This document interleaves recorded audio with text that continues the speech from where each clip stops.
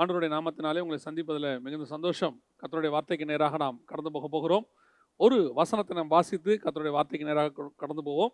வெளிப்படுத்தின விசேஷம் 2ஆம் அதிகாரம் 7வது வசனம். ஆவியானவர் சபைகளுக்கு சொல்லுகிறதை காது உள்ளவன் கேட்க கடவன்.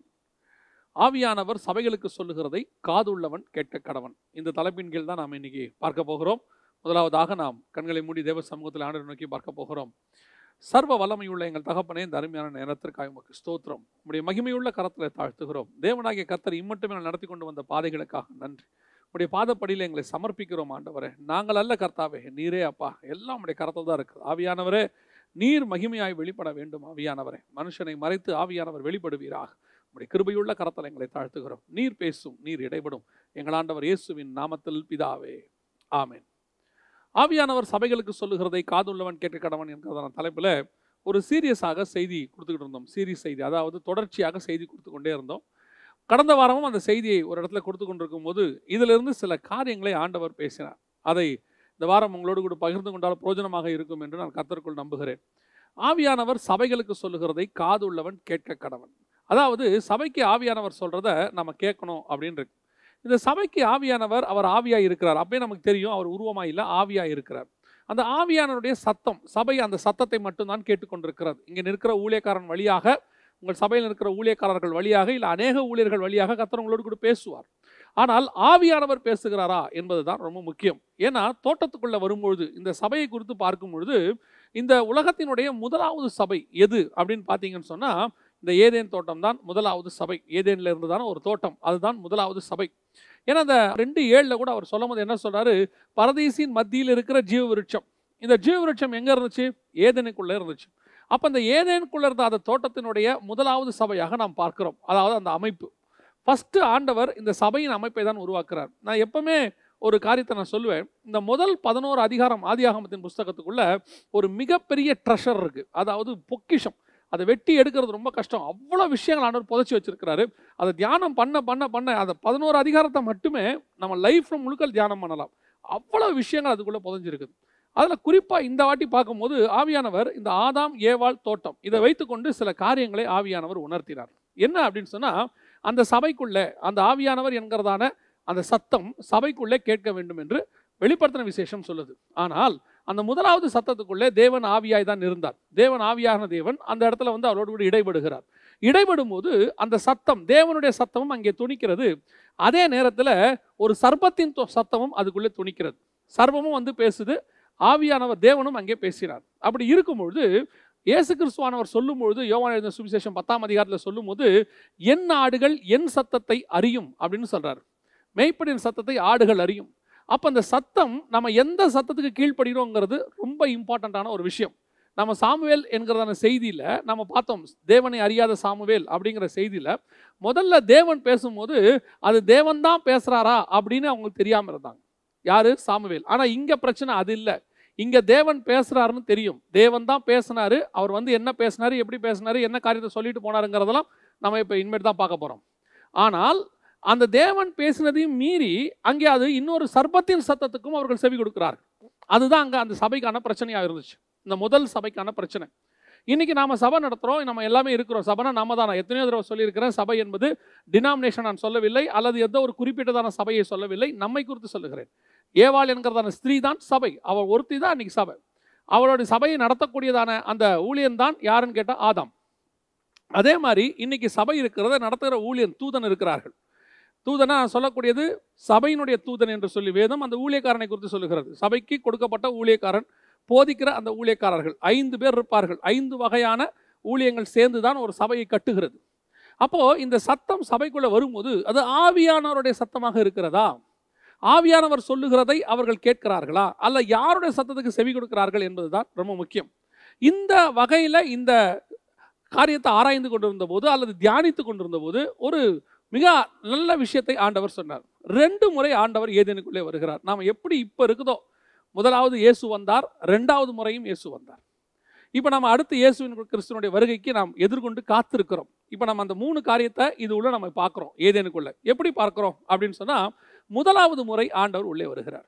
முதலாவது முறை வந்து தோட்டத்தில் ஆதாமை ரெடி பண்ணி, ஆதாம் விழாவிலிருந்து ஏவாளை ரெடி பண்ணி, கொடுத்துட்டு மட்டும் போல, ரெடி பண்ணி வச்சுட்டு மட்டும் போல, அவங்களுக்கு 2 காரியம் செய்கிறார். ஒன்று, அவர்களுக்கு ஒரு பிரமாணம் கொடுக்கிறார். 2ஆம் அதிகாரம் 16, 17ல ஒரு பிரமாணம் கொடுக்கிறார். சகலவித விருட்சங்களின் கனிகளை நீங்கள் புசிக்கலாம், நன்மை தீமை அறியத்தக்க கனியை நீங்கள் புசிக்க வேண்டாம் என்று சொல்லுகிறார். இது ஒரு பிரமாணம். ஆங்கில வேதாகமத்தில் நீங்கள் பார்த்தீங்கன்னா ஒரு இடத்துல கமாண்ட்மெண்ட்னு போட்டிருக்கிறாங்க. அதாவது அவரோடு கூட ஆண்டவர் ஒரு பிரமாணத்தை கொடுக்கிறாராம். இதை செய்யணும், இதை செய்யக்கூடாதுன்னு ஒரு பிரமாணம் கொடுக்கிறார். அதோடு கூட நிறுத்தவில்லை, அடுத்து அவர்களுக்கு ஒரு காரியத்தை சொல்லுகிறார். என்ன சொல்லுகிறார்? 15வது வசனத்தில் அவனை எதற்காக நான் இங்கே கொண்டு வந்து வைத்தேன் அப்படிங்கிறதையும் சொல்றாரு. ஒன்று, பண்படுத்தவும், 2வது காவல் காக்கவும். இங்கிலீஷில் எப்படி இருக்கு, சில இதில் எப்படி இருக்குன்னு கேட்டிங்கன்னா, அதில் வேலை செய்யும் ஃபார் ஒர்க், அப்புறம் டு காட் இட், டு பாதுகாப்பதற்காக அப்படின்னு இருக்கு. அப்போது அவனுக்கு ஒரு ஊழியமும் கொடுக்கப்பட்டது, பிரமாணமும் கொடுக்கப்பட்டது. இந்த பிரமாணத்தை இவன் கை கொள்ள வேண்டும், அவர் சொன்ன ஊழியத்தை அவன் செய்ய வேண்டும். முதலாவது சபை. இன்னைக்கும் சபைகளுக்கு ஆண்டவர் பிரமாணத்தையும் கொடுத்திருக்கிறார், ஊழியத்தையும் கொடுத்திருக்கிறார். நீங்க பார்த்தீங்கன்னா பைபிளில் 2 இருக்கும். நியாய பிரமாணம் ஆரோனின் முறைமை அப்படின்னு இருக்கும், சுயாதீன பிரமாணம் மெல்கிசேதேக்கின் முறைமை அப்படின்னு இருக்கும். அதாவது ஊழியம் ஒன்று இருக்கிறது, பிரமாணம் ஒன்று இருக்கிறது. இயேசு கிறிஸ்து வருகிற வரைக்கும் ஆரோனின் முறைமை ஊழியம் இருந்தது, அதை நிறைவேற்றுவதற்கு சில பிரமாணங்கள் இருந்தது, அதுதான் நியாய பிரமாணம். இயேசு கிறிஸ்துவுக்கு பிறகு சுயாதீன பிரமாணம் அல்லது கிருபையின் பிரமாணம் இருக்கிறது. அதை நிறைவேற்றுகிற அந்த ஊழியன் மெல்கிசேதேக்கின் முறைமையின்படி ஊழியம் பண்ணுகிறதா இருக்கணும். இப்போ இந்த ஆதாமும் ஏறக்குறைய பார்த்தீங்கன்னா மெல்கிசேதேக்கின் முறைமையின்படி ஊழியக்காரனாக தான் இருக்கிறார். எப்படி இருக்கிறாரு அப்படின்னு கேட்டிங்கன்னு சொன்னால், இப்போ தோட்டத்தை காவல் காக்கவும் அவர் செய்ய வேண்டியது ஒரு வேலை. He wants to work. அதே நேரத்தில் 1ஆம் அதிகாரம் 28ஆம் வசனத்தில் சகலவற்றையும் ஆண்டு கொள்ளுங்கள். அவன் என்ன செய்கிறாரு? ராஜாவாகவும் இருக்கிறார், அதே நேரத்தில் எல்லாவற்றையும் காவல் செய்கிறவனாக. ஒரு ஊழியன் எப்படி தன் சபையை பாதுகாத்துக் கொள்ளுகிறவனாக, ஒரு கமாண்ட்மெண்ட், ஒரு பிரமாணத்திற்கு கீழ்ப்பட்டவனாக, அந்த பிரமாணத்தை செய்கிறவனாக இருக்கணும் ஆசாரியன். அதே நேரத்தில் ஆளுகையும் இருக்கிறது. 2ம் ஆதாம் கிட்ட இருக்குது பாருங்க. ஒரு பிரமாணத்துக்கு அவன் கீழ்ப்படியணும், அதே நேரத்தில் ஆளுகையும் செய்யணும். ஆசாரியத்துவமும் இருக்கிறது, இங்கே ராஜத்துவமும் இருக்கிறது. ராஜரீக ஆசாரிய கூட்டம், இது 2ம் சேர்ந்தது தான் ஆதாம். மெல்கிசேதேக்கின் முறைமையின்படி தான் அவன் உருவாக்கப்படுகிறான். ஆரம்பத்திலே அப்படிதான் ஆண்டவர் அவன் உருவாக்குறார். இப்போ ஆதாமுடைய இந்த பிரச்சனை என்ன? அவனுக்கு பிரமாணம் கொடுத்தாச்சு, அடுத்து அவனுக்கு ஒரு ஊழியம் கொடுத்தாச்சு. இப்போ இந்த பிரமாணம் எங்கே தவறாகுது, ஊழியம் எங்கே தவறாகுது, அதான் நம்ம பார்க்குறோம். இன்னைக்கு அதுதான் நமக்கு அடையாளம். இன்னைக்கும் நமக்கு ஊழியம் கொடுக்கப்பட்டிருக்கிறது. நான் சொல்வேன், ஒவ்வொரு விசுவாசி நீங்கள் இருக்கிறீர்களே, ஒவ்வொரு விசுவாசியும் ஒவ்வொரு ஊழியக்காரனும் இந்த மெல்கிசேதேக்கின் முறைமையின்படி தான் நம்ம இருக்கிறோம். புதிய ஏற்பாட்டை பொறுத்த வரைக்கும் வெளிப்படுத்தின விசேஷம் 1ஆம் அதிகாரம் 6ஆம் வசனம் சொல்லுது, அவரை ராஜாக்களும் ஆசாரியருமாய் அழைத்தார் அப்படின்னு தான் சொல்லப்பட்டிருக்கிறது. அப்போ நம்ம ராஜாக்களும் ஆசாரியருமாய் அழைக்கப்பட்டோம்னா அதான் மெல்கிசேதேக்கின் முறைமை அப்படின்னு பார்க்குறோம். ஏன்னா பழைய ஏற்பாட்டில் ஆரோன் ஆசாரியரை மட்டும்தான் இருந்தார், ராஜாவாக இல்லை. அப்போது நியாயப்பிரமாணத்தின்படி ஒரு ஆசாரியர் இருந்தார்கள், தனியாக ராஜா இருந்தார்கள். ராஜா ஆசாரிய வேலையை செஞ்சானா அவனுக்கு குஷ்டரோகம் வந்துடும்.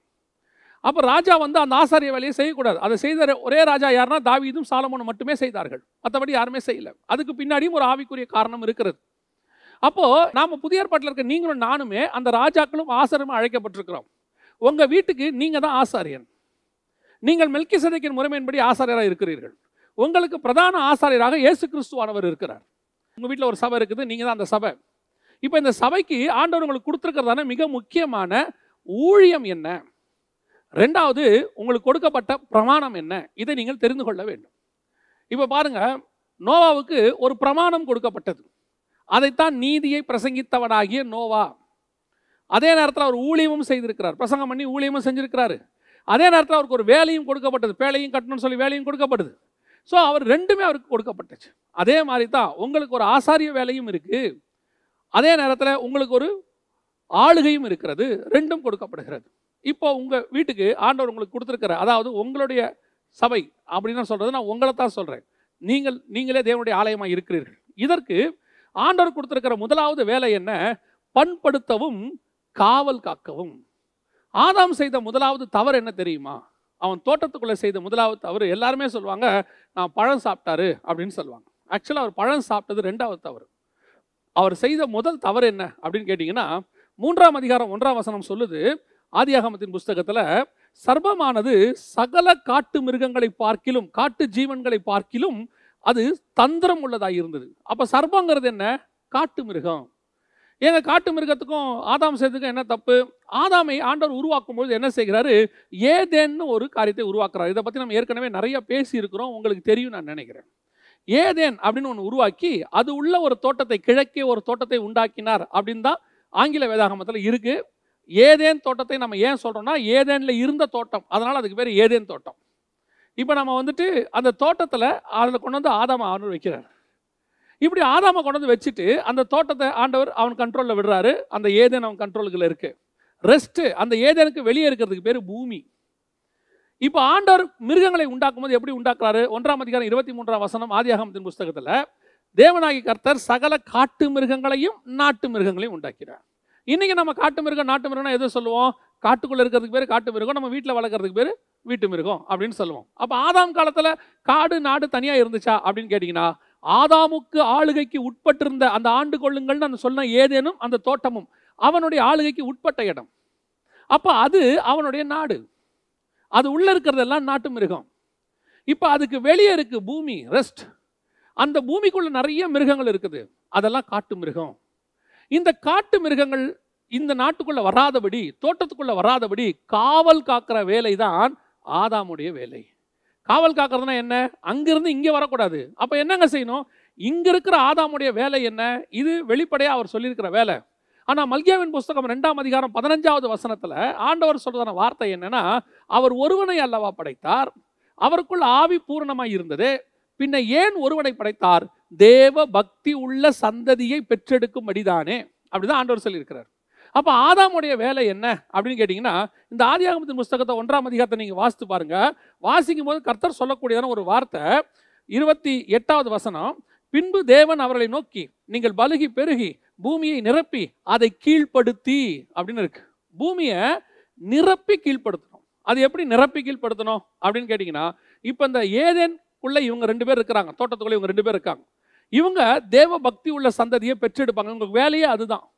930 வருஷம் இவருக்கு எதுக்கு ஆண்டவர் டைம் கொடுத்துருக்கிறாருன்னா, இவர் தேவ பக்தி உள்ள சந்ததியை பெற்று பெற்று பெற்று அப்படியே அந்த தோட்டம் ஏதேன் அப்படியே தாண்டி பூமி ஃபுல்லாக இவங்க சந்ததி வரும்போது, தேவனுக்கு பயந்தவர்கள் பூமி முழுக்க வரும்போது, பூமி முழுவதும் இவனுக்கு கீழ்பட்டிருக்கும், இவன் தேவனுக்கு கீழ்பட்டிருப்பான், பூமி தேவனுக்கு கீழ்பட்டிருக்கும். இதுதான் ப்ரொசீஜர். இவன் பூமியிலிருந்து பலுகி பெருகி பெருகி பெருகி அந்த தோட்டத்துக்குள்ள இருந்து பலுகி பெருகி பெருகி பெருகி அப்படியே முழு பூமியும் தேவ பக்தி உள்ள சந்ததியை அப்படியே நிரப்பணும். இந்த சிஸ்டம் தான் இஸ்ரவேலையும் உண்டாக்கினது ஆண்டவர். இப்போ எல்லாரும் போன பிறகு 12 கோத்திரத்தை செலக்ட் பண்றாரு. அவங்களுக்கு பேரு ராஜரீக ஆசாரிய கூட்டம், ஆசாரிய ராஜ்யம்னு பேர் அதுக்கு. அப்படின்னா என்ன அர்த்தம்? இந்த 12 கோத்திரமே ஆசாரியர்கள். இவங்க என்ன பண்ணணும்? அப்படியே பலுகி பெருகி பெருகி நியாய பிரமாணத்தை கரெக்டாக ஃபாலோ பண்ணி முழு பூமியையும் அப்படியே நிரப்பி இருக்கும் போது இயேசுவானவர் கடைசியாக வந்து இறங்குவார். காலம் நிறைவேறின போது அவர் வருவார். அவர் வந்து இறங்கி கீழ்ப்படுத்தி ஆளுகை செய்வார். இதான் ஆக்சுவல் பிளான். அதனால தான் அவங்களுக்கு பேர் ஆசாரிய ராஜ்யம். அவங்களுக்கு ஆண்டவர் சொல்லியிருக்கிற வார்த்தை. ஆனால் இப்போ என்ன நடந்தது? இப்போ தோட்டத்துக்குள்ள இருந்து இவங்க பலுகி போய் வெளியே போறதுக்கு பதிலாக இப்போ வெளியே இருந்து ஒரு சர்ப்பமானது தோட்டத்துக்குள்ள வந்துருச்சு. இப்போ நான் அதை தான் சொல்லுவேன். ஆண்டவர் இன்னைக்கு திருச்சபையை எதுக்கு உருவாக்கி வச்சிருக்கிறாரு? சபையினுடைய நோக்கம் என்ன? உங்களுக்கும் எனக்கும் ஆண்டவர் கொடுத்திருக்கிற பிரமாணம் என்ன? இந்த பிரமாணத்தில் மிக முக்கியமானது என்ன? நம்ம என்ன சொல்றோம்? பலுகி பெருகி பூமியை கீழ்ப்படுத்தி இந்த தேவ பக்தி உள்ள சந்ததியினால நாம் நிரப்பணும். இந்த சபையானது உலகம் முழுதும் பரம்பி இந்த பூமியானது சபைகளால் நிரப்பப்பட வேண்டும், தேவ பக்தி உள்ள மக்களால் நிரப்பப்பட்டிருக்க வேண்டும். இதுதான் நம்முடைய மெயின் மோட்டிவ். ஆண்டவர் நம்மளை உருவாக்குனதான கோர் இதுக்கு தான். அதனால தான் ஓநாய்களுக்குள்ளே உங்களை அனுப்புகிறதை போல நான் அனுப்புகிறேன்னு சொன்னார். ஏன் அந்த காட்டு மிருகத்துக்கு நடுவில் நம்மளை அனுப்புகிற ஆட்டுக்குட்டியானவர் நம்மளை ஏன் அப்படி அனுப்புகிறாருன்னா, நாம் போய் அதை கீழ்ப்படுத்தி இந்த பூமி முழுக்க தேவனுக்கு பயந்த சந்ததிகளால் நிரப்பணும். அதுதான் நம்முடைய வேலை. அதனால தான் நீங்கள் போய் சகல ஜாதிகளுக்கும் சுவிசேஷம் சொல்லுங்கள். இந்த மோட்டிவை நம்ம மறந்துட்டோம். இப்போ நம்ம ரட்சிக்கப்படுறது எதுக்காக? ஆண்டவரை ஏற்றுக்கொள்வது எதற்காக? பாவம் மன்னிக்கப்படுவது எதற்காக? நான் இனி ஆசீர்வாதமாக இருப்பதற்காகன்னு சொல்லி உன் மைண்டில் சர்பத்தின் ஒரு உபதேசம் உன் சிந்தனையில் போடப்பட்டு விட்டது. இந்த பூமியில் நீ ஆசீர்வாதமாக இருப்பது தான் உனக்கு கர்த்தர் கொடுக்கக்கூடிய ஒரு சத்தத்தை அவங்க போட்டாங்க. இப்போ நம்ம அதை 2வது பார்க்க போகிறோம். இப்போ என்ன ஆச்சு? இவன் காவல் காக்க வேண்டியவன், இவன் நிரம்பி பூமியை நிரப்ப வேண்டியவன், இப்போ உள்ளுக்குள்ள என்னத்தை விட்டுட்டான்? சர்பத்தை விட்டுட்டான். இவனுடைய வேலையில் ஊழியத்தில் ஒரு தவறு வந்து விட்டது. இதுதான் இன்றைக்கும் நடக்குது. இன்றைக்கும் அதான் நடக்குது. இன்னைக்கு சபைகளுக்குள்ள நமக்குள்ள, நான் சபை நம்மள சொல்றேன், நமக்குள்ள நாம போய் ஓநாயை ஆட்டுக்குட்டியா மாற்ற வேண்டிய நாம, ஓநாய்கள் சுபாவத்தோடு இருக்கிற ஜனங்களை ஆட்டுக்குட்டியாய் மாற்ற வேண்டிய நாம் இன்னைக்கு நமக்குள்ள சர்ப்பங்களை விட்டு கொண்டிருக்கிறோம். இன்னைக்கு சபைகளுக்குள்ளே சர்ப்பங்கள் வருகிறது, சர்ப்பத்தின் உபதேசம் வருகிறது. இன்னைக்கு எதை நம்ம உள்ள விட்டுட்டோம் பார்த்துக்குங்க. இன்னைக்கு ஏன் சபை கெட்டு போச்சு? சபை கெட்டு போனதுக்கான காரணம் என்ன? சர்ப்பத்தின் சத்தம் சபைக்குள்ளே கேட்டுக்கிட்டு இருக்கு. 2 கொரிந்தியருக்கு எழுதின நிருபம் 11ஆம் அதிகாரம் 3ஆம் வசனத்துல இதை பவுல் அழகாக விளக்குகிறார். உங்களை கற்புள்ள கன்னிகையாக ஒரே புருஷனுக்கு ஒப்பு கொடுக்க வேண்டும் என்று அந்த 1-2 வசனத்துல சொன்னவர் 3ஆவது வசனத்துல எனக்கு ஒரு பயம் இருக்கு. எந்த பயம்னா, அந்நிய போதனை உங்களுக்குள்ள வந்துருமோங்கிற ஒரு பயம் இருக்கு. அந்த பயம் எதற்கு ஈக்குவலா இருக்கு? எதுக்கு அவர் கம்பேர் பண்ணி பேசுறாருன்னா, ஏவாள் வஞ்சிக்கப்பட்டதுக்கு கம்பேர் பண்ணி பேசுறார். இதை பத்தி நம்ம தனியா கற்புள்ள கன்னிகைன்னு ஒரு செய்தியை கொடுத்துருக்கிறோம். இப்ப சபைகளுக்குள்ள அந்நிய போதனைகள் வர தொடங்கி விட்டது. அந்நிய போதனைகள் வரும்போது அந்த இடத்துல பவுல் சொல்றாரு, அவள் கற்பிழக்கிறோம். கற்புள்ள கன்னிகை கிறிஸ்துவினுடைய வித்து, கிறிஸ்துவினுடைய வசனம் இருக்க வேண்டிய சபைக்குள்ள அந்நிய போதனை வரும்போது, அந்த அந்நிய போதனை உங்களுக்குள்ளே கலக்கும் போது நீங்கள் எதை ஃபாலோ பண்ணுகிறீங்க அப்படின்னு கேட்டீங்கன்னு சொன்னா, ஒரு சர்ப்பத்தினுடைய போதனையை ஃபாலோ பண்ண தொடங்குறீங்க. இந்த சர்ப்பத்தினுடைய வித்து உங்களுக்குள்ளே வருதான். அந்த வார்த்தை, கிறிஸ்துவினுடைய வசனம் வந்தா கிறிஸ்துவினுடைய வித்து, சர்ப்பத்தினுடைய வசனம் வந்தா சர்ப்பத்தின் வித்து. கிறிஸ்துவினுடைய வசனம் உள்ளே வந்து கிறிஸ்துவினுடைய வித்து உங்களுக்குள்ள என்ன செய்யும்? தேவ பக்தி உள்ள சந்ததியை பிறப்பிக்கும். இப்போ சர்ப்பத்தின் சத்தத்தை நீங்க கேட்டு அதன் மூலமாக உங்களுக்குள்ள பிறக்க போறது என்ன? சர்ப்பத்தின் குட்டிகள், விரியன் பாம்பு குட்டிகள் பிறக்கும். ஏன் இன்னைக்கு 2 ஆவிக்குரியவர்களுக்கு திருமணம் செய்து வைக்கிறோம்? பரிசுத்தவான்கள் வந்துதான் திருமணம் பண்ணி வைக்கிறாங்க. ஆனாலும் பிறக்கிற குழந்தை ஏன் அப்படி பிறக்குது? ஆண்டவர் ஆதாமையும் ஏவாளையும் பரிசுத்தமாய்த்தான் உண்டாக்கினார். அவர்தான் அவர்களுக்கு விவாகம் பண்ணி வைத்தார். அவர்தான் கொண்டு வந்து ஆதாம் கையில் ஒப்படைத்தார். பரிசுத்தமான தேவன் முன்னின்று ஒரு பரிசுத்தமான ஆதாமுக்கும் ஒரு பரிசுத்தமான ஏவாளுக்கும், ஏன்னா அவங்க பாவமே செய்யல, பழமே சாப்பிடல, கொண்டு வந்து வைக்கிறாரு. இப்போ அவர்களுக்குள்ள பிறக்கிறது ஏன் காயின் பிறக்குது? காயின் வருவதற்கு காரணம் என்ன? இந்த சத்தம் மட்டும் இருந்திருந்தால் அவர்களுக்குள்ளிருந்து பிறக்கக்கூடியது வெறும் ஆபேலாக இருந்திருக்கும். கூட சர்ப்பத்தின் சத்தமும் உள்ளே நுழைஞ்சிருச்சு. சர்ப்பத்தின் வித்து வார்த்தையாக உள்ளே நுழைஞ்சதுனால அதனால கர்ப்பம் தரித்து பிறந்தது என்னன்னு கேட்டீங்கன்னா, காயின் பிறந்தது. லிட்டரலா சொல்லவில்லை, ஸ்பிரிச்சுவலா நான் சொல்றேன். ஆதாமுக்கு பிறந்த குழந்தை தான் காயின், அதில் எந்த மாற்று கருத்தும் இல்லை. ஆனால் சுபாவம் சர்ப்பத்தின் சுபாவமாக இருக்கிறது. காரணம், ஆதாம் அவளை அறிவதற்கு முன்பதாக சர்ப்பத்தினுடைய சத்தம் உள்ளே கருவுற்று விட்டது. அதைத்தான் இன்னைக்கும் சொல்றேன். 2 பரிசுத்தவான்களுக்கு பரிசுத்தவான்கள்லாம் சேர்ந்து கல்யாணம் பண்ணி வைக்கிறாங்க. ஆனா பிறக்கிற குழந்தை துன்மார்க்கனா இருக்குது, பிறக்கிற குழந்தை பணத்தாசை உள்ளவனா இருக்குது, பிறக்கிற குழந்தை பொருளாசை உள்ளவனா இருக்குது, பிறக்கிற குழந்தை உலகத்தின் பாவத்தை நோக்கி ஓடுது. பிறக்கும் போதே குழந்தைக்கு கோபம் வருது. சில குழந்தைக்கெல்லாம் 1 வயசுல பார்க்க பயங்கர கோபம். ஏன் இது எப்படி இந்த சுபாவம் வந்துச்சு? வெறும் கிறிஸ்துவினுடைய சத்தம் மட்டும் உங்களுக்குள் கேட்டுக்கொண்டிருக்கிறதா, அல்லது சர்ப்பத்தின் சத்தமும் உங்களுக்குள் கேட்டுக்கொண்டிருக்கிறதா? இன்னைக்கு உட்காந்து டிவியில் சர்ப்பத்தின் சத்தம் கேட்குறீங்க, இன்டர்நெட் வழியா சர்ப்பத்தின் சத்தம் கேட்குறீங்க, வாட்ஸ்அப் வழியா சர்ப்பத்தின் சத்தம் கேட்குறீங்க. நீங்க என்ன நினைச்சுக்கிட்டு இருக்கிறீங்க? நான் ஒரு சீரியலை பார்க்கறதுனால அதனால் எனக்கு என்ன ஏற்பட போகிறது? நீ ஒரு தேவ மனுஷனுடைய செய்தியை கேட்கும் போது உனக்குள்ளே ஒரு மாற்றம் வருகிறது என்று நீ உணர்கிறது உண்மை என்று சொன்னால், ஒரு சீரியலை பார்க்கும் போது ஒரு சர்ப்பத்தின் மாற்றம் உனக்குள்ளே வருவதும் உண்மை. ஒரு தேவ மனுஷனுடைய பாட்டை கேட்கும் பொழுது உனக்குள்ளே உன் ஆவியில ஒரு களி கூறுதல் வருகிறது உண்மை என்று சொன்னால், ஒரு பிசாசின் மனுஷன் பாட்டை கேட்கும் பொழுது, ஒரு உலகத்து மனுஷன் பாட்டை கேட்கும் போது உன்னுடைய ஆவியிலே ஒரு தப்பான காரியம் மாற்றம் வருவதும் உண்மை. அப்படி வராதுன்னு சொல்லாதீங்க. உங்களை அறியாமலே இது நடக்கும். உங்களுக்குள்ள சர்ப்பத்தின் வார்த்தையை கேட்டு பழத்தை சாப்பிட்ட உடனே அவளை அறியாமலேயே காயினுக்கான விதை விழுந்து விட்டது. காயினுக்குள்ளே சர்ப்பத்தின் விதை விழுந்து விட்டது. அதனாலதான் பொல்லாங்கான காயின்னு சொல்லப்பட்டிருக்கு. Very careful. எதை கேட்டுக்கிட்டு இருக்கீங்கன்றது ரொம்ப கேர்ஃபுல்லா இருங்க. உங்களுக்குள்ள என்ன சத்தம் கேட்குது? நான் சபைகளுக்குமே சொல்லுகிறேன். இப்ப சபை திறக்க ஆரம்பிச்சிருச்சு. இன்னைக்கு நிறைய கள்ள போதனைகள் உள்ளே வருது, அந்நிய போதனைகள். அதான் பவுல் சொல்றாரு, அந்நிய போதனைகள். இன்னைக்கு அந்நியத்துக்கு அந்நிய போதனை நான் சொல்றது வெளிநாட்டுல இருந்து வரக்கூடிய போதனை சொல்லல. அந்நிய போதனைனா என்ன? உனக்கு கொடுக்கப்பட்டதான போதனை என்ன? இங்கே பிரமாணத்தை ஆண்டவர் கொடுக்கிறார் பாருங்களேன், அழகா பிரமாணம் கொடுக்கிறார். ஆதாமை பார்த்து ஒரு பிரமாணம் சொல்றாரு. 2ஆம் அதிகாரம் ஆதியாகமத்தின் புஸ்தகம் 16-17 ஆண்டவர் ஒரு பிரமாணம் சொல்றாரு. என்ன சொல்றாரு? அங்க 3 காரியங்கள் இருக்கு. அதாவது 2ஆம் அதிகாரம் ஆதியாகமத்தின் புஸ்தகத்தில் ஆண்டவர் என்ன செய்கிறாரு, 9ஆம் வசனத்தில் பார்வைக்கு அழகும் புசிப்புக்கு நலமான சகலவித விருட்சங்களை உண்டாக்கினார். 2வது தோட்டத்துக்கு நடுவே ஜீவ விருட்சம். 3வது நன்மை தீமை அறியத்தக்க விருட்சத்தையும் பூமியிலிருந்து முளைக்க பண்ணார். 3 விதமான விருட்சங்கள்னா மரம், அதனுடைய பழங்கள். 3 விதமான விருட்சம் வருது. என்னென்ன விருட்சம்? முதல்ல எல்லாத்தையும் நீ சாப்பிடலாம். இப்போ இந்த 2ஆம் அதிகாரம் 16, 17 ஆண்டவர் என்ன சொல்றாரு, நீ தோட்டத்தில் உள்ள சகல விருட்சத்தின் கனியையும் புசிக்கலாம் அப்படின்றார். இது சாப்பிடக்கூடியது. இங்கே 3 விதமான கனிகளை உண்டாக்குறாரு. அந்த 3 விதமான கனிகளை என்னென்ன செய்யணுங்கிறதான பிரமாணத்தை இங்கே கொடுக்குறாரு. ஃபர்ஸ்ட் நீ சாப்பிடலாம். 2வது ஒன்று சொல்றாரு, சாப்பிடக்கூடாது. 3வது ஜீவ விருட்சம், அதை பற்றி அங்கே ஆண்டவர் பேசவே இல்லை. அதை சாப்பிடலாமா சாப்பிடக்கூடாதா அப்படிங்கிறத அவர் சொல்லவே இல்லை. சகல விதமான கனிகளை புசிக்கலாம்ங்கிறதுலே ஜீவ விருட்சமும் வந்துரும்னு வச்சுக்கோங்களேன். ஆனால் உருவாக்கும் போது சகல விதமான கனிகளையும் நன்மை தீமை அறியத்தக்க கனியையும் ஜீவ விருட்சத்தையும் உண்டாக்கினார். 3ஐயும் செப்பரேட் பண்ணும்போது, சாப்பிட்ற விஷயத்தை சொல்லும் போது 3த்தையும் செப்பரேட் பண்ணியிருக்கணும். அவர் என்ன சொல்லியிருக்கணும், சகல விதமான கனிகளை நீ புசிக்கலாம், நன்மை தீமை அறியத்தக்க கனியை புசிக்கக்கூடாது. அப்போ ஜீவ விருட்சம் நான் என்னங்க பண்ணணும்? இந்த நன்மை தீமை அறியத்தக்க கனியை நீ புசிக்காமல் இருந்தாலே ஜீவ விருட்சத்துக்கு வேலை இல்லை. ஒருவேளை நீ நன்மை தீமை அறியத்தக்க கனியை புசிச்சா இந்த ஜீவ விருட்சத்தை கண்டிப்பாக சாப்பிட்டே ஆகணும். அதான் அதோடைய பிரமாணத்தினுடைய இது. இந்த ஜீவ விருட்சங்கிறது ஒரு ஆஃபர், ஒரு பிரைஸ், ஒரு கிஃப்ட். அதனால தான் 2ஆம் அதிகாரம் 7ஆம் வசனத்தில் வெளிப்படுத்தின விசேஷத்தில் சொல்றாரு, ஜெயம் கொள்ளுகிறவன் எவனோ அவனுக்கு ஜீவ விருட்சத்தின் கனியை புசி கொடுப்பேன். அது நடுவில் இருக்குது. எதுக்கு 2த்துக்கு நடுவில் இருக்கு?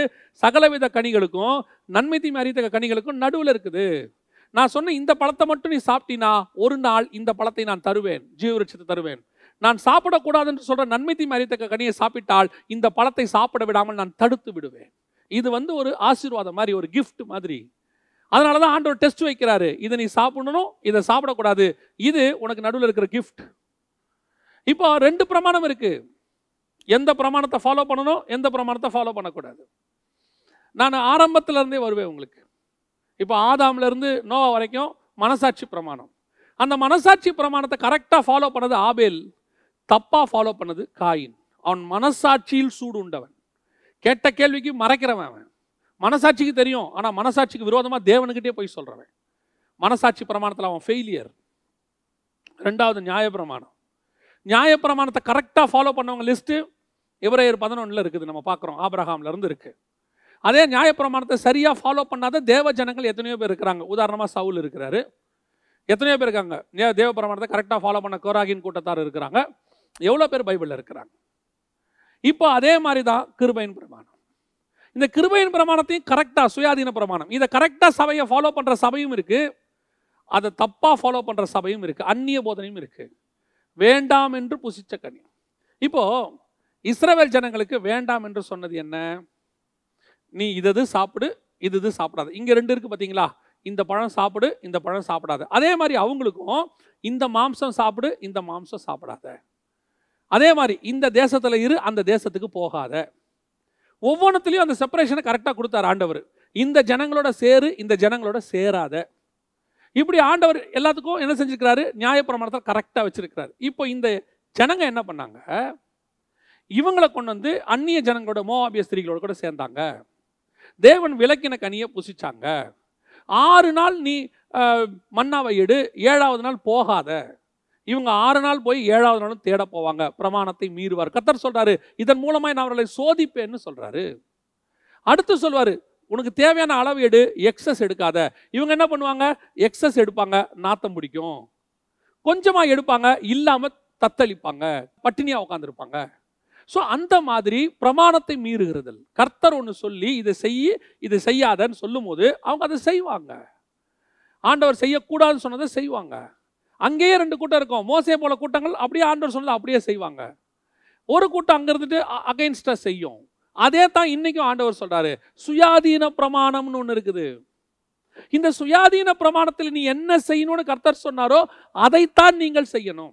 இந்த சுயாதீன பிரமாணத்தில் எதை செய்யக்கூடாதுன்னு சொன்னாரோ அதை நீங்க செய்யக்கூடாது. இப்ப என்ன செய்யும், ஒரு கூட்டம் உள்ளே வரும், ஒரு சத்தம் உள்ளே வரும், ஒரு அந்நிய போதனை வரும். என்ன வரும், வேண்டாம் என்று விலக்கின கனியை உன்னை புசிக்க வேண்டாம் என்று சொன்னாரோ அப்படின்னு ஒரு கேள்வி ஒன்று கேட்கும். உடனே இல்லைங்க, இதெல்லாம் எங்களை புசிக்க வேண்டாம்னு ஆண்டவர் சொல்லியிருக்கிறாரு. இதெல்லாம் எங்களுக்கு உலகம் எங்களுக்கு பாத்திரம் அல்ல.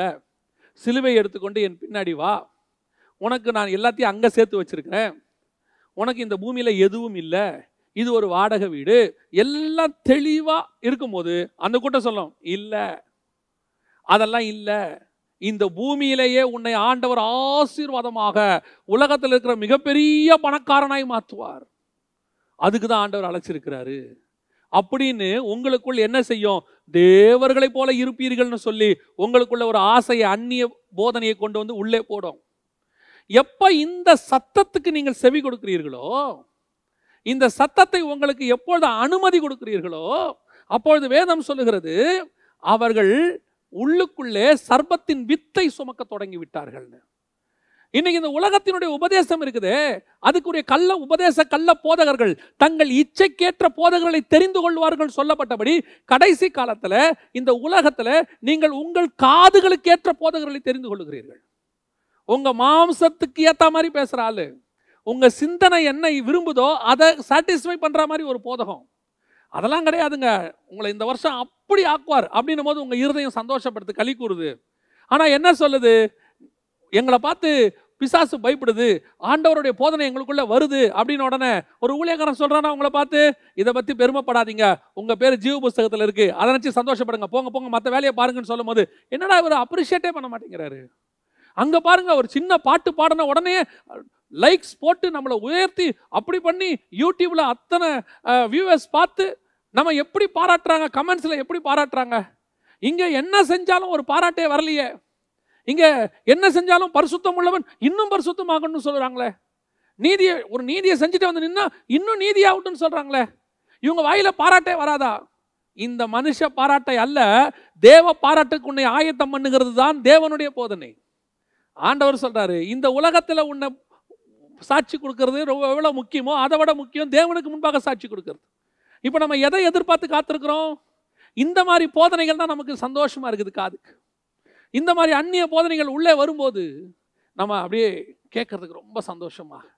இல்லை பிரதர், இந்த வார்த்தை இருதயத்தை குத்துதே, பேதுரு பேசும்போது இருதயம் குத்துதே, பவுல் பேசும்போது கல்லெடுத்து அடிக்கணும்னு தோணுதே, இயேசு பேசும்போது மலை மேலேருந்து கீழே தள்ளி விடணும்னு தோணுதே, எலியா பேசும்போது நாளைக்கு இந்நேரம் இவன் தலையை வாங்கிடணும்னு தோணுதே, அப்போஸ்தலர்கள் பேசும்போது அடிச்சு ஊற விட்டு விரட்டணும்னு தோணுதே.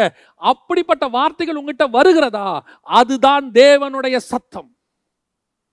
உன்னை குத்தி உனக்குள்ள இருக்கிற பாவத்தின் அழுக்கை எடுத்து உன்னை உருவாக்கி மாசற்ற கற்புள்ள கன்னிகையாக, கரை திரையற்ற கன்னிகையாக கொண்டு போய் ஒரே புருஷனுக்கு ஒப்பு கொடுக்கிறதுக்கு வார்த்தைகள் வருகிறதே, அதுதான் கர்த்தருடைய வார்த்தை.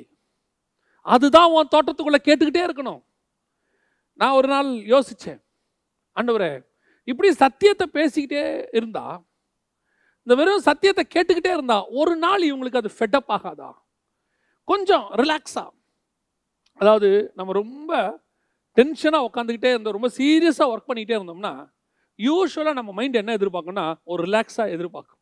சரி, கொஞ்சம் போயிட்டு அப்படி உட்காந்து ஒரு டீ காஃபியை குடிச்சிட்டு அப்படியே ஜாலியாக ஃப்ரெண்ட்ஸோட ஒரு 1/2 மணி நேரம் அரட்டை அடிச்சுட்டு வந்தா இன்னும் ஒரு பிரிஸ்காக ஒர்க் பண்ணலாமே, அந்த மாதிரி ஸ்பிரிச்சுவலாக தோணுமா அப்படின்னு சொன்னே எனக்குள்ள ஒரு தோணும். ஆண்டவரே, இப்படியும் சத்தியத்தை பேச பேச பேச ஏன் இவர் மெசேஜ் இப்படி தாண்டா இருக்கும், இவர் எப்போ பார்த்தாலும் இப்படி தான் பேசுவார் அப்படின்னு தோணுமா அப்படின்னு சொன்னபோது ஆவியானவர் உணர்த்தினது காரியம் என்னவென்று சொன்னால், அப்படி ஒருத்தனுக்கு ரிலாக்ஸேஷன் ஒன்று ஸ்பிரிச்சுவலி தேவைப்படுதுன்னா அவனுக்கு தான் இந்த மெசேஜே தேவை. காரணம், அவன் வழி விலகிற இடத்துக்கு வந்துட்டான், அவன் டயர்டாக தொடங்கிட்டான். அவன் ஆவியில் உற்சாகமாக தான் இருக்கணும். எப்போ வரைக்கும்? அவனுடைய முடிவு வரைக்கும். இயேசு வருகிறார் அப்படிங்கிறதாங்க பிரசங்கம். எனக்கு பின் ஒருவர் வருகிறார், அவர் என்னிலும் வல்லவராய் இருக்கிறார், இவ்வளவுதாங்க பிரசங்கம். மனம் திரும்புங்கள், பரலோக ராஜ்யம் சமீபத்தில் இருக்கிறது, இவ்வளவுதான் பிரசங்கம். 3.5 வருஷத்துக்கு மேல சொல்லிக்கிட்டே இருக்கிறான், வனாந்தரத்துல கத்திக்கிட்டே இருக்கிறான் ஒருத்தன். ஏங்க இது மட்டும் இன்னும் நீ பாட்டு சொல்லிட்டே இருக்கிறிய, இயேசு வரார் வரார் வராருன்னு, இயேசு வராருன்னு பின்னாடி ஒருத்தர் வராருன்னு சொல்றிய, வரட்டும் வந்தா பார்த்துக்கலாம், நீ ஏன் கத்துற? வர்ற வரைக்கும் கத்த வேண்டியது என்னோட வேலை.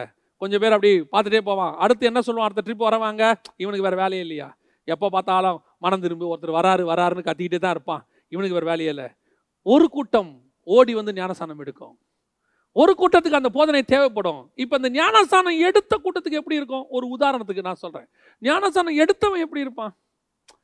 இவர் இருந்தாலும் சொன்னாலும் ஞானஸ்நானம் எடுத்தா பின்னாடி யாருமே வரலையே, பின்னாடி யாருமே வரா மாதிரி தெரியலையே, இந்த ஆள் சும்மா இப்படித்தான். உடனே என்ன சொல்லுவாங்க, இந்த ஆள் மட்டும் இல்லைங்க, எலிசாவே சொன்னாருங்க, தோட்டத்தையும் துறவையும் வாங்குவதற்கு இது காலமானு கேட்டாருங்க. அப்பவே அந்த ஆள் சொல்றாருங்க, டைம் முடிய போகுதுன்னு. எல்லா காலத்திலையும் இப்படிதான் ஒருத்தன் வந்து சொல்லிட்டே இருப்பான். எலிசா போயிட்டார்ல, யோவான் ஸ்நானனும் போயிடுவாங்க, அதை பத்திலாம் நீங்க கவலைப்படாதீங்க, இந்த வருகையை பத்தி பேசுற ஆளை பத்திலாம் கவலையே படாதீங்க, இவங்களாம் சும்மா அப்பப்ப அப்படி ஹீரோஸ் மாதிரி வந்து பேசிட்டு ஓடி போயிடுவாங்க அப்படின்னு சொல்லுவாங்க. ஆனா ஒரு கூட்டம் என்ன செய்யும் தெரியுமா, நீ சொன்னது உண்மை, ஒரு நாள் இல்லை ஒரு நாள் அந்த இயேசு வருவார், அவர் வருகிற வரைக்கும் நான் உன் பின்னால் சீஷனாக வரேன்னு ஒரு கூட்டம் யோவானுக்கு பின்னாடி சீஷனா போயிருச்சு. இந்த சீஷனா போன கூட்டம் தான் பின்னாட்கள்ல இயேசுவுக்கு சீஷரா மாறிச்சு. யோவானுடைய சீஷர்கள் எங்க போயிட்டாங்க, இயேசு கிட்ட போயிட்டாங்க. காரணம், இதே செய்தியை கேட்டுக்கிட்டு இருக்கிற அவன் ஃபெட்டப் ஆகல. இந்த செய்தி நிஜம், இது வருகிற வரைக்கும் நான் காத்திருப்பேன்னு அந்த செய்தியை உள்ளுக்குள்ளே கர்ப்பம் தரிக்க வைக்கிறான். அதன் மூலமாக அநேக பிள்ளைகளை பெற்றெடுக்கிறான். உனக்கு சத்தியத்தை கேட்கறதுல போர் அடிக்க ஆரம்பிக்குதா, சத்தியம் சத்தியம்னு சொல்றாங்களே, இந்த சத்தியத்தை பேசி என்னையா கண்டோன்னு தோணுதா, நீ எங்கேயோ மிஸ்டேக் ஆக தொடங்கன்னு அர்த்தம். சத்தியம் போர் அடிக்க கூடாது, சத்தியம் பரவசமாக்கணும், சத்தியம் உன்னை உருவாக்கும், சத்தியம் உனக்குள்ளே கற்பம் தரிக்கும், சத்தியம் நீதி உள்ள பிள்ளைகளை பெற வைக்கும், தேவ பக்தி உள்ள பிள்ளைகளை பெற வைக்கும். அதுதான் ஆண்டவர் இன்னைக்கு கிறிஸ்துவின் வித்தை உனக்குள்ளே போட்டு உன் மூலமாக தேவ பக்தி உள்ள பிள்ளைகளை பெற வைக்க வேண்டும் என்று கர்த்தர் விரும்புகிறார். சத்தியத்தினுடைய சத்தம் மட்டும்தான் உன் சபைக்குள்ள கேட்கணும். இந்த சத்தம்லாம் கேட்க சந்தோஷமா இருக்கும். நீ தேவர்களை போல இருப்ப, புசிக்கும் நாள்ல சாகவே சாக மாட்ட, உனக்கு மரணமே கிடையாது, நீ எல்லாம் சாவாமை உள்ள ஆளு, இந்த வருஷத்துல இந்த உலகத்துல நீ 900 வருஷம் இருப்ப, 1000 வருஷம் இருப்ப, கவலைப்படாத.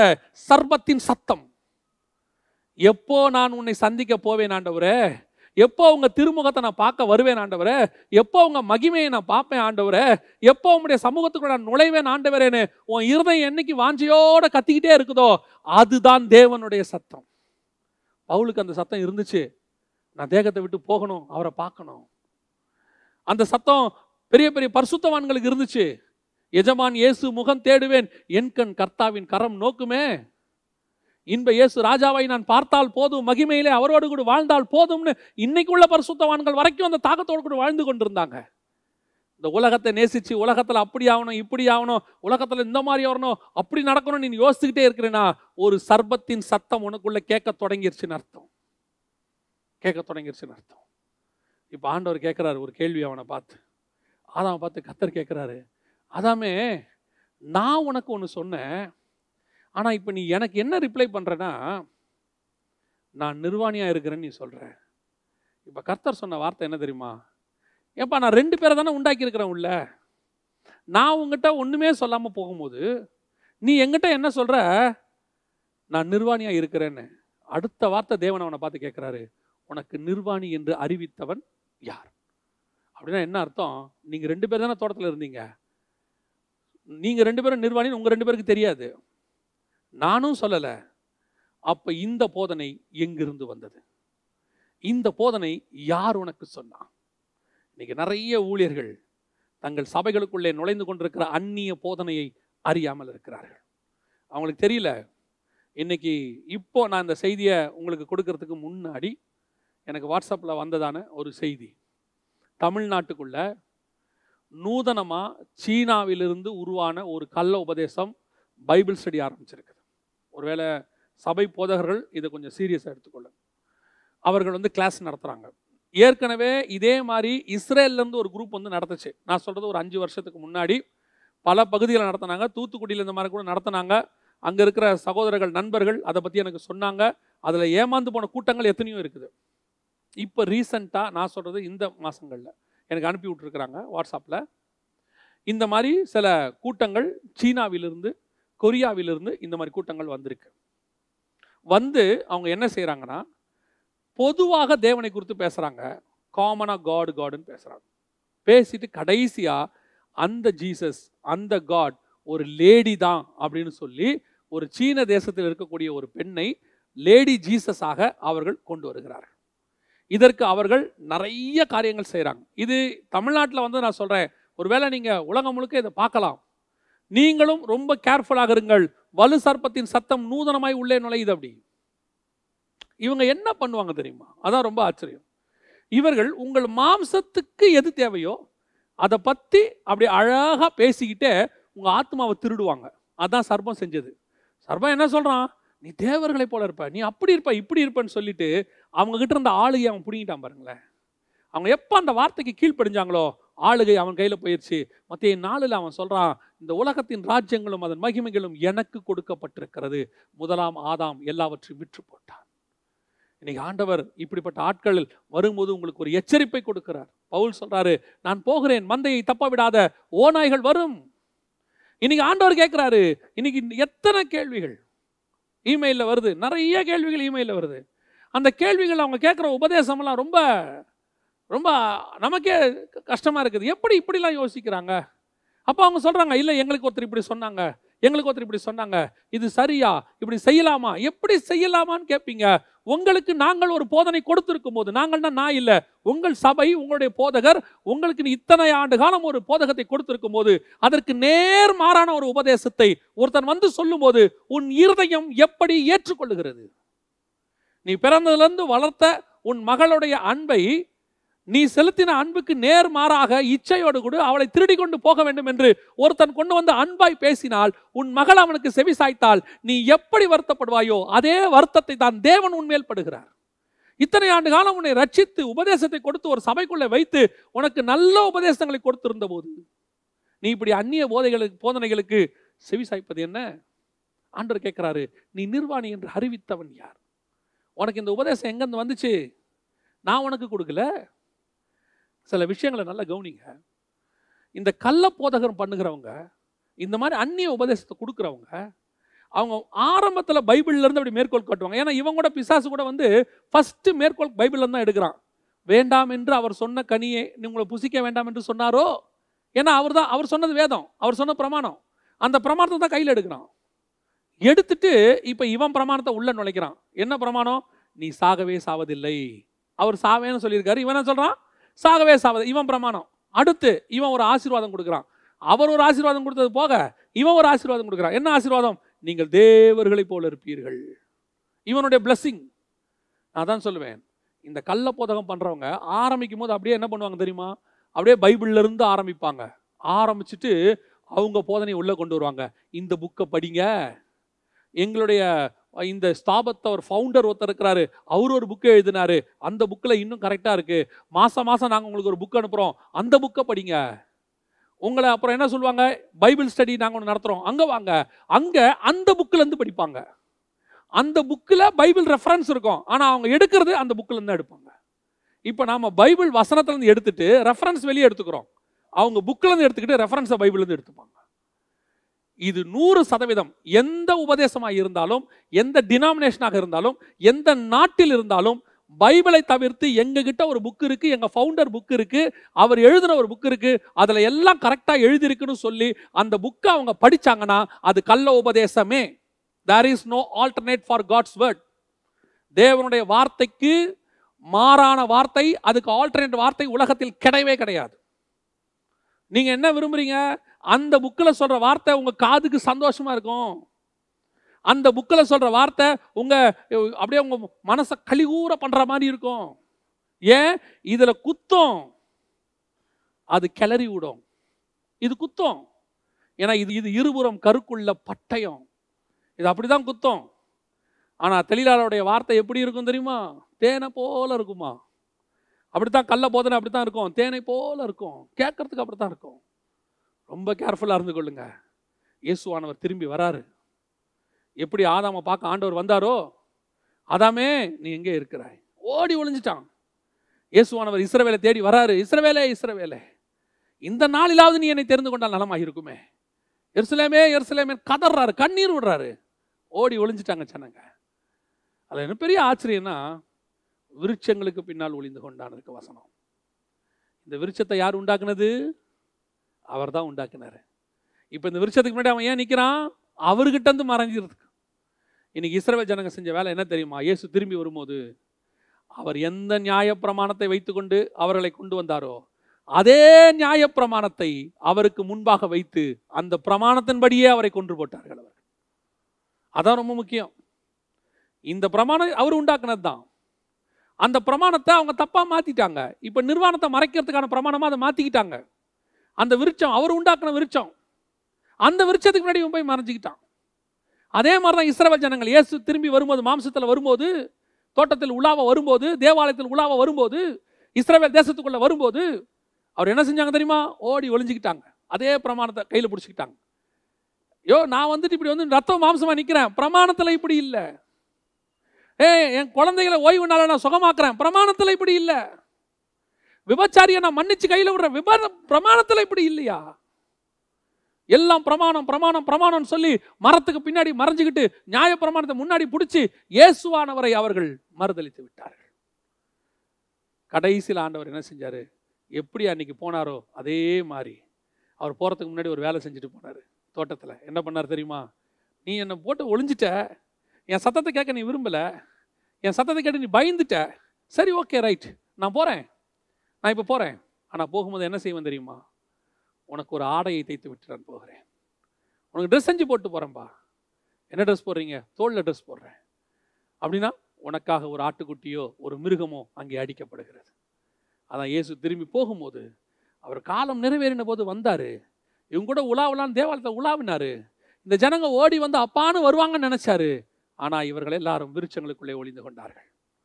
ஆண்டவர் செஞ்சார், ஒரு ஆட்டை அடித்து, ஒரு மிருகத்தை அடித்து, அது ஆடாக தான் இருக்கணுன்றது என்னுடைய கணிப்பு. நிறைய பேர் கேட்பாங்க, அது எப்படி நீங்கள் ஆடுன்னு சொல்கிறீங்க? அது ஒரு மிருகம் அவ்வளோதானே அப்படின்னு சொல்லலாம். இருக்கலாம். ஏன்னா பைபிள் படி நியாயப்பிரமாணத்தை அந்த ஆசாரிப்பு கூடாரத்தை தபசு தோலால் போட்டு மூடினார்னு இருக்கு. தோல் உடைகளை போட்டு மூடினார். அங்கே ஆட்டுக்குட்டி தான் அடிக்கப்படணும் நியாயமாக. ஸோ இங்கே ஆடாக இருக்கலாம் அப்படிங்கிறது ஒரு கணிப்பு. ஒரு மிருகத்தினுடைய தோலை எடுத்து அவன் மேலே போட்டு, இந்த பிரமாணத்தை வச்சுக்கோ, இது உனக்கு நான் ரத்தம் சிந்தி சம்பாதித்த பிரமாணம் கொடுத்து அவனை தோட்டத்தை விட்டு வெளியே அனுப்பினார். இஸ்ரவேல் ஜனங்கள் புறம்பாக்கப்பட்டார்கள், வெளியே துரத்தப்பட்டார்கள். தோட்டத்துக்கு போகிற வழியை காவல் செய்யும்படி யார் கையில் கொடுத்தாரா? ஆமா, கேருபீன்கள் கையில் கொடுத்தார். கரெக்டாக இருக்கும், அப்படியே இருக்கும். தேவன் வந்து, இயேசு வந்து இஸ்ரவேல் ஜனங்களை துரத்திட்டு அந்த முழு எருசலேமையும் காவல் செய்கிற பொறுப்பை புறஜாதியார் கையில் கொடுத்துட்டு போயிட்டார்.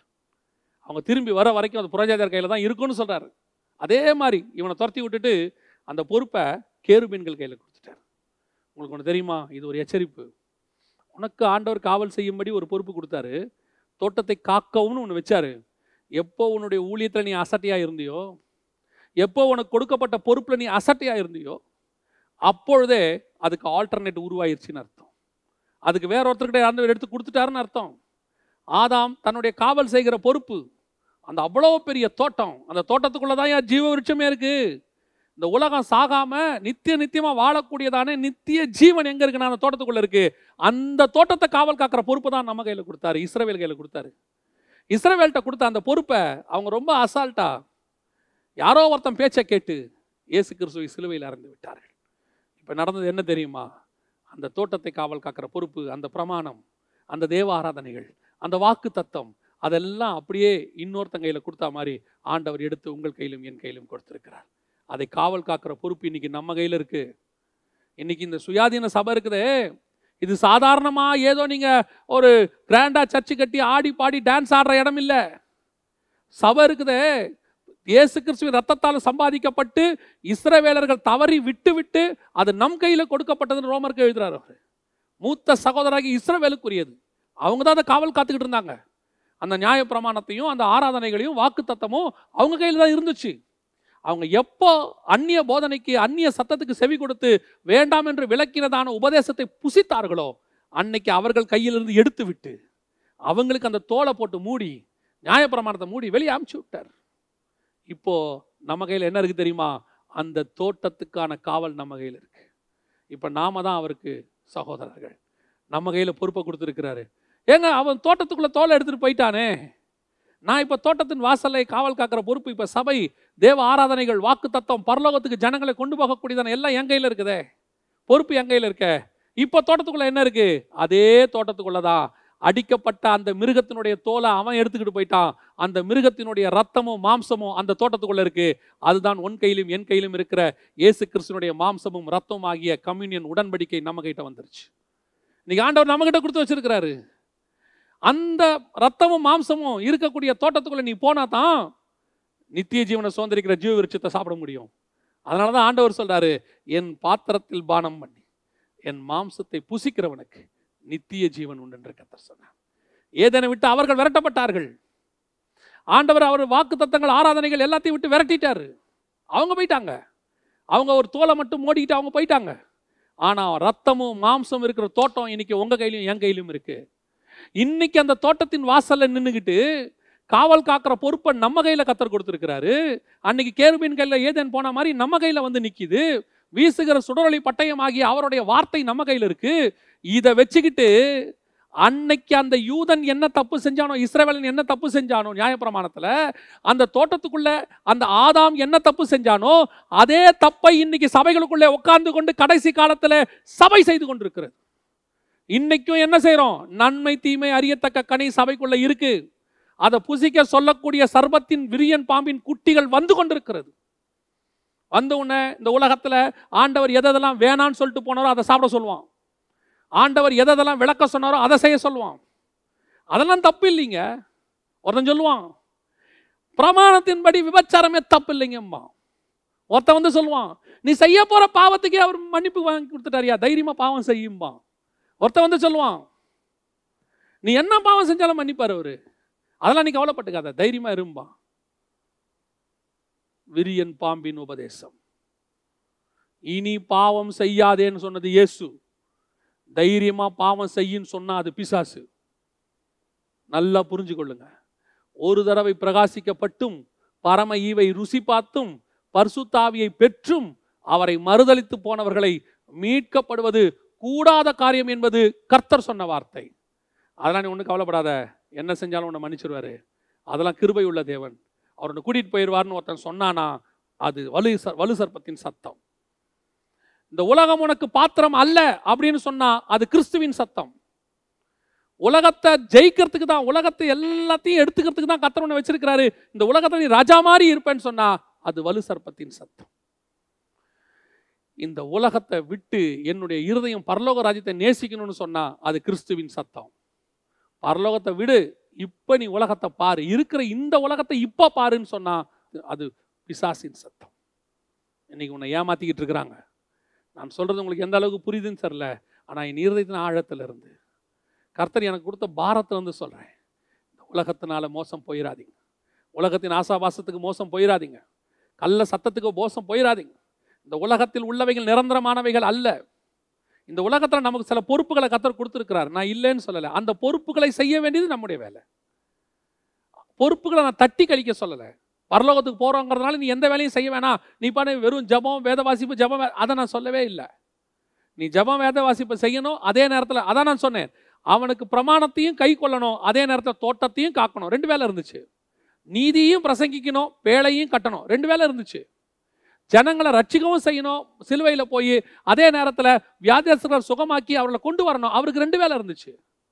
எல்லாருக்கும் 2 வேலை இருந்துச்சு. ஜனங்களை வந்துட்டு அன்னைக்கு போய் சுவிசேஷம் சொல்லி ஊர் ஊரா அடி வாங்கணும், அதே நேரத்தில் நிருபங்கள் எழுதி வரப்போற சபைகளையும் காப்பாற்றணும். பவுலுக்கு 2 வேலை இருந்துச்சு. ஒரு எனக்குரியது ஒன்று, நான் செய்ய வேண்டிய வேலை ஒன்று. அதே தான் உங்களுக்கும் உண்டு. தேவன் உனக்குன்னு ஊழியத்தில் ஒரு விஷன் கொடுத்துருப்பாரு, உனக்குன்னு ஒரு தரிசனத்தை கொடுத்துருப்பாரு. அந்த தரிசனத்தை நிறைவேற்றணும். ஆனால் அந்த தரிசனம் உன்னுடைய தனிப்பட்ட தேவனோடு இருக்கிற தொடர்பை துண்டிக்கக்கூடியதாக இருக்கக்கூடாது. இன்னைக்கு ஊழியத்துக்கு வந்து ஊழியத்தினால தேவனை விட்டவங்க நிறைய பேர், ஊழியத்தில் வரக்கூடிய வருமானத்தினாலும் அல்லது ஊழியத்தின் தேவைகளினாலும் தேவனை விட்டு தூரம் போனவங்க நிறைய பேர். ஊழியம் எனக்கு கொடுக்கப்பட்ட வேலை, தோட்டத்தை காக்குவது என்னுடைய வேலை, சுவிசேஷம் சொல்வது என்னுடைய வேலை, எனக்கு வருகைக்கு ஆயத்தம் பண்ணுவது என்னுடைய வேலை, தீர்க்கதரிசியாக இருப்பது என்னுடைய வேலை. இப்படி ஒவ்வொருத்தருக்கும் ஒரு ஊழியம் இருக்கு, அவங்கவுங்க வேலையை அவங்கவுங்க செய்கிறாங்க. ஆனால் அதை விட முக்கியம், நாம் தேவன் சொன்னதை கீழ்ப்படுகிறோமா? இந்த பழத்தை சாப்பிடாதன்னா சாப்பிடக்கூடாது, இது உனக்கு பாத்திரம் அல்லனா இல்லை, இந்த உலகம் உனக்கு இல்லைன்னா இல்லை, அவ்வளோதான், ஃபினிஷ். இதை தவிர்த்து அந்நிய போதனையை உள்ள கொண்டாந்துட்டீங்க, ஒரு நாள் நீங்கள் விரட்டப்படுவீர்கள். உங்களுடைய பொறுப்பு எடுத்து இன்னொருத்தருக்கு கொடுக்கப்படும்.